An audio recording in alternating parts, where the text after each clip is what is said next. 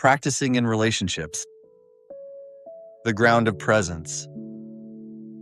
Love begins with arrival, not arrival at a destination or a perfect future, but the quiet arrival of body and mind in the same place, at the same time, in the presence of another human being. Thich Nhat Hanh returns to this point again and again. The finest gift we can offer those we love is our true presence. He says in The Art of Communicating that when you love someone, the first act of love is to say, with your whole being, I am here for you. This is not a slogan. It is a way of inhabiting a moment so fully that the other person can feel your steadiness and care. Presence is not complicated. It is a breath taken without rushing, eyes that look gently rather than scan, a posture that is not leaning toward the door.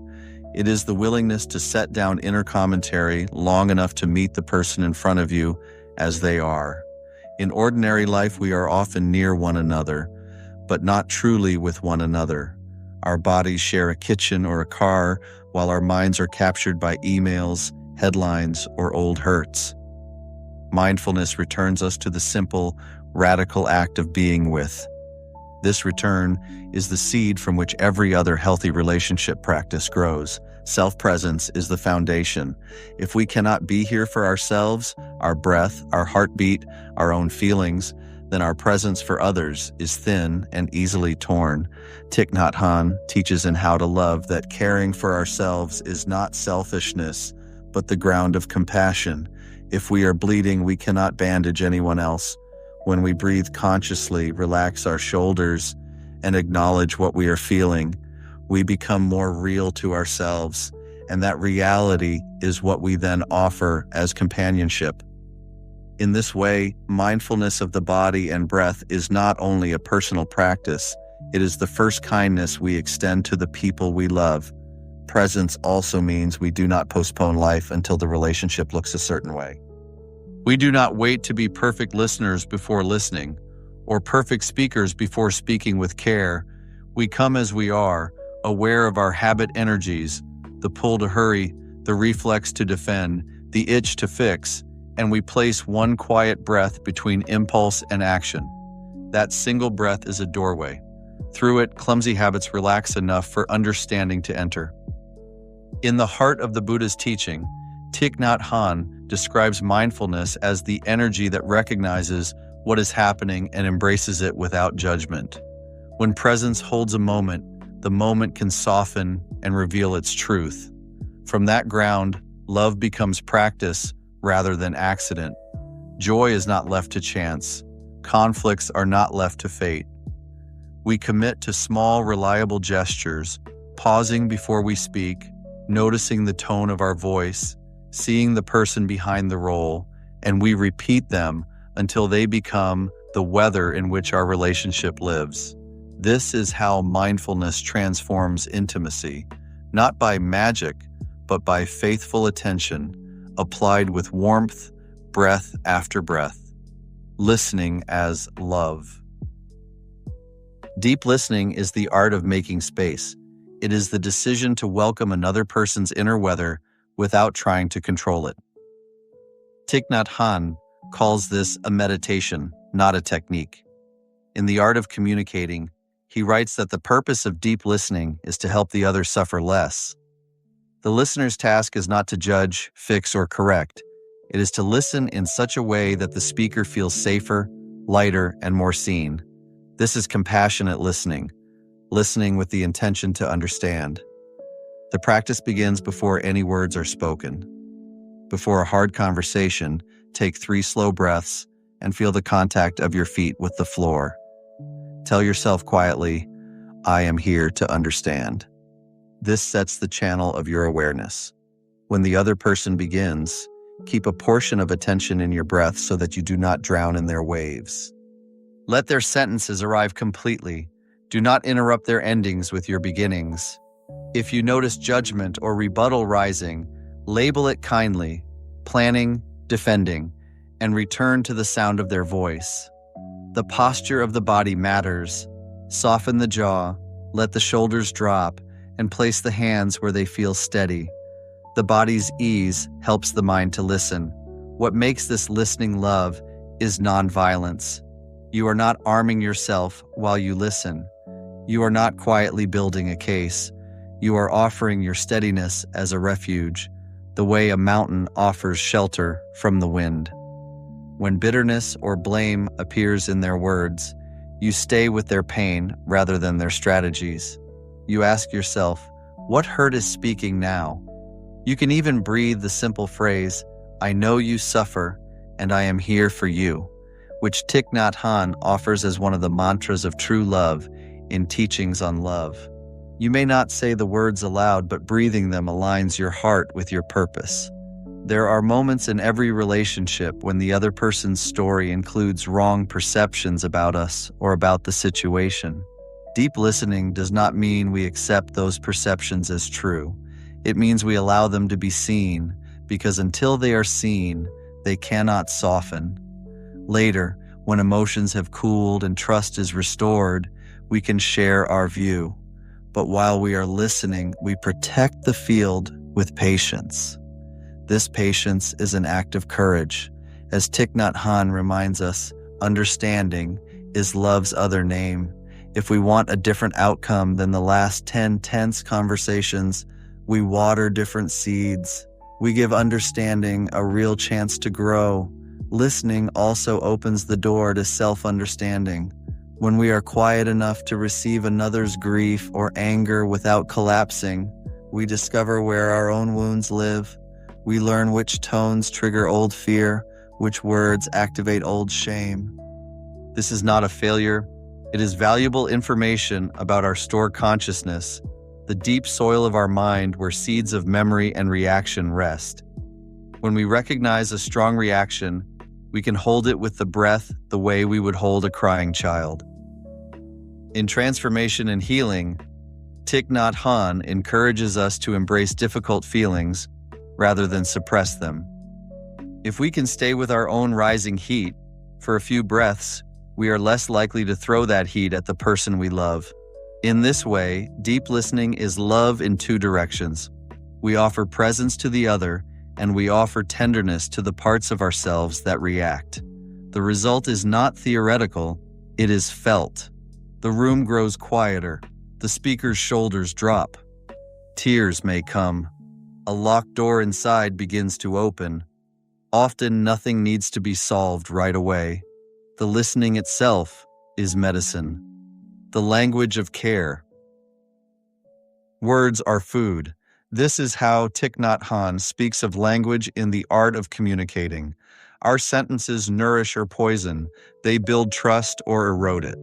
Loving speech is therefore not ornamental. It is ethical nutrition for our relationships. To practice it is to choose words that carry understanding, respect, and honesty. It is also to choose silence when the fire of anger is too hot to cook anything edible. Loving speech begins with intention. The question to hold is simple. Will these words help? Help can mean many things: clarify, soothe, apologize, invite truth, but it always aims at less suffering and more connection. Before speaking, touch your breath. If your body is tight and your mind is racing, step back. Walk a few slow steps.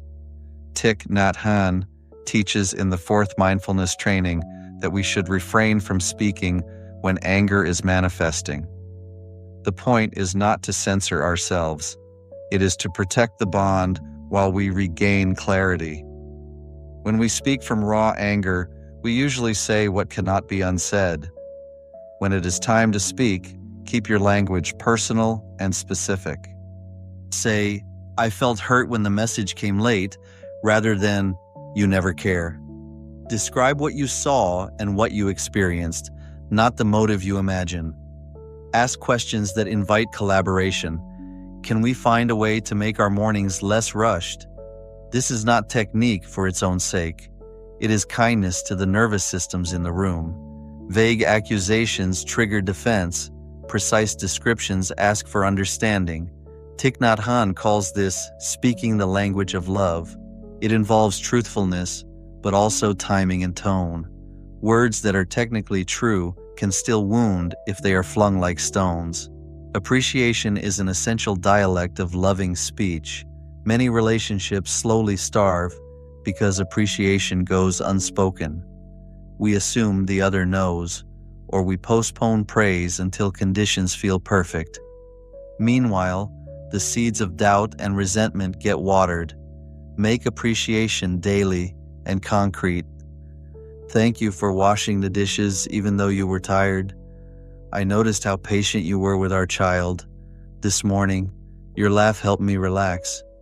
These small offerings are strong food. They water confidence and joy. In How to Love, Thích Nhất Hạnh reminds us that recognizing the other's presence and goodness, I know you are there and it makes me happy, is a mantra of true love. Practice it, mean it. There is another courageous language, asking for help. Many of us learn to mask our needs or to hint rather than ask. True love speaks plainly. I am suffering.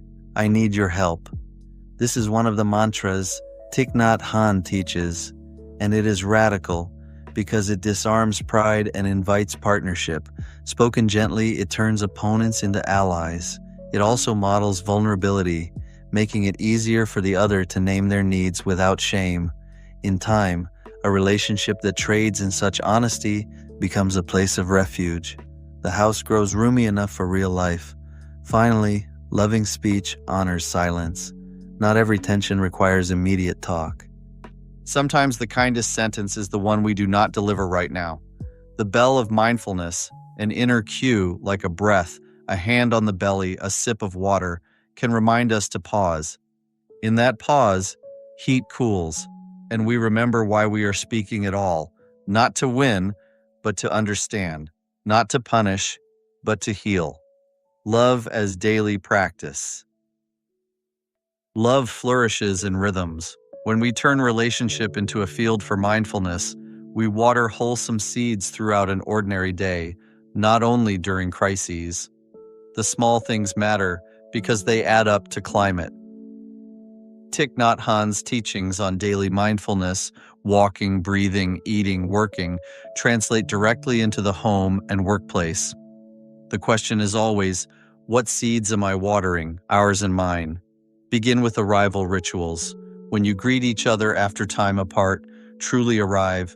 Put down the phone, make eye contact, take one shared breath, say the person's name. This small ceremony says, without speeches, you matter, I see you. It is the first mantra embodied. Presence at the threshold sets the tone for the hours that follow. Share mindful meals as often as life allows. Even 10 quiet bites can feed connection. Thích Nhất Hạnh often says that the food in our hands is the body of the earth. Seeing this together strengthens gratitude and softens hurry. Consider beginning with a single breath or a simple sentence of thanks. Eating in this way waters seeds of calm and appreciation in everyone at the table, including children, who feel safety in the pace and warmth of the adults. Use everyday transitions as bells of mindfulness. The sound of a kettle, the click of a door, the first ring of a phone. Let these be cues to breathe and soften your voice. If tensions rise, take a short walking meditation to the end of the hall and back before you respond. In peace is every step. Thích Nhất Hạnh teaches that one conscious breath or one mindful step can change the quality of a moment. In relationships, these small resets prevent small frictions from becoming large fires. Practice selective watering together. In Transformation and Healing, he describes our minds as gardens of seeds: joy, trust, anger, fear, waiting for water. Couples and friends can ask plainly, what seed do we want to water tonight? Perhaps it is gratitude, naming 3 things you appreciated in each other today. Perhaps it is play, 10 minutes of undistracted silliness with a child or a partner. Perhaps it is rest, choosing an early bedtime and a quiet book over one more hour of agitated news. You are not being naive. You are tending the climate in which your bond grows. Create safe times for truth. Choose a predictable, Calm hour each week for Beginning Anew, a Plum Village practice designed to untie knots before they harden. Share appreciations first, then gently name hurts that arose, speaking from your own experience and asking for understanding rather than verdicts. Close with intentions for the coming days. This rhythm keeps the path clear. In Teachings on Love, Thich Nhat Hanh encourages us to make peace talks with those we love before resentments deepen. Ritualizing this care protects the relationship from the erosion of unspoken pain. Remember the body. Nervous systems speak before mouths do. When you notice tension, your shoulders rising, your breath shortening, pause. Place a hand on your belly or your heart. Offer yourself the Gatha Thich Nhat Hanh teaches. Breathing in, I calm my body. Breathing out, I smile. The smile here is not a performance. It is a gentle softening of the face that signals safety to your whole being. When both people practice this kind of simple somatic kindness, rooms feel safer. Problems are still real, but the field is less hostile. Finally, widen love beyond the pair. Interbeing. The insight that we inter-are means our relationship is nourished by many streams. Include friends in your circle of care. Thank teachers. Serve neighbors. Offer time to causes that relieve suffering. As How to Love explains, true love contains loving kindness, compassion, joy, and inclusiveness. A relationship that includes others wisely grows more spacious and resilient. It becomes a place from which goodness flows, not a bunker where fear hides. Repair, renewal, and interbeing. Even the most mindful people sometimes hurt each other. Words are said in heat, silences are kept too long, old wounds get touched and flinch into defense. The measure of a relationship is not whether conflict appears, but how we repair. Mindfulness makes repair possible because it gives us tools for stopping, seeing, and beginning again. The first tool is stopping. When the heat rises, step back. Do not keep speaking simply because words are available. In Being Peace, Thich Nhat Hanh turns the old advice inside out. Don't just do something, sit there. Practice walking meditation to the sink and feel the coolness of the water. Breathe until your body softens. If your partner needs space, let them have it without punishment. Stopping is not withdrawal. It is love refusing to add fuel to a fire. The second tool is apology that is clean and timely. I am sorry I raised my voice. I was overwhelmed and I am tending to it. This is not self-accusation. It is accountability. It waters trust. In the practice of beginning anew, we apologize without justification. Then we share what we have understood about our own reactivity. Understanding, even a little, turns apology into learning. The third tool is inquiry. After cooling, ask gentle questions to understand the other's inner world. What did you hear me say? What felt most painful? What would help you feel safer next time? Listen to the answers with the same presence you practiced earlier. Do not debate the other's feelings. Treat them as whether to be met, not errors to be corrected. When each person has been heard, solutions arise more naturally. Sometimes they are practical, new agreements about timing or tone. Sometimes they are internal, new commitments to breathe before replying, to name a trigger as soon as it appears. The fourth tool is recommitment. Conflicts can leave a residue of doubt.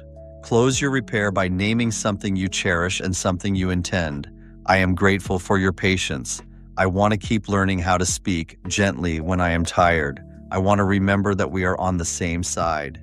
These small vows are bridges back to belonging. They water the seed of confidence that tomorrow will be kinder because of what you learned today. All of this rests in the larger vision of inner being. No one thrives alone. No one suffers alone. My kindness waters your patience. Your patience waters my honesty. Our private mindfulness changes the shared field. Thich Nhat Hanh writes in pieces every step that each mindful step prints peace on the earth. In relationships, each mindful word prints peace on the bond. Over time, a history of such steps becomes character. The relationship becomes known to both people as a place where truth and tenderness can live together. This is why love, in this tradition, is expansive. It is not possessive or small. In How to Love, Thich Nhat Hanh names the 4 elements of true love: loving kindness, the wish to bring happiness, compassion, the wish to relieve suffering, joy, delighting in the other's thriving, and equanimity, a spacious, non-discriminating care that embraces differences and belongs to no one alone. Practiced together, these elements turn romance into friendship, friendship into kinship, and kinship into service. The home becomes not only shelter for two, but a small monastery of everyday goodness in a troubled world. When we fail, which we will, we remember that practice is not performance. It is return. We return to the breath, to the body, to the person in front of us. We return to the mantras that steady the heart. I am here for you. I know you are there, and I am happy. I know you suffer. I am here for you. I am suffering. Please help me. Spoken sincerely, these simple sentences do quiet miracles. They cut through pride. They rearrange priorities. They remind us that beneath every argument lies the same desire, to belong to one another in safety and joy. If we want love to endure, we keep gardening. We water appreciation even when exhausted. We protect quiet moments from the invasion of screens. We tell the truth sooner, more gently. We practice listening as if it were a sacrament. We ask for help before resentment curdles. We forgive not by pretending harm didn't happen, but by choosing not to keep harming with our memory of it. We include others, we serve, and through it all, we breathe. Breath after breath, step after step, word after word, we become the continuation of the love we say we believe in. Thich Nhat Hanh often says, the miracle is not to walk on water or in the air, but to walk on the earth.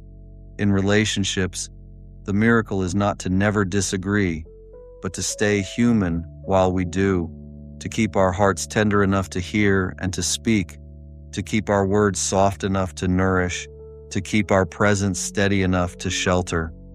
This is mindfulness as love in action. This is how presence, compassion, and listening ripen into a shared life that heals rather than harms. And so let the practice be close to the ground. Make your breath a home. Make your ears a refuge. Make your words a bridge. Begin again today and again tomorrow. With time, the people you love will trust your presence the way a seed trusts spring. With time, you will trust it too. As Thich Nhat Hanh teaches in The Art of Communicating, when we offer true presence in loving speech, we do not only help one person, we help the world breathe a little easier. This is the secret power of relationships practiced with mindfulness. They become places where peace is made, one honest breath and one kind sentence at a time.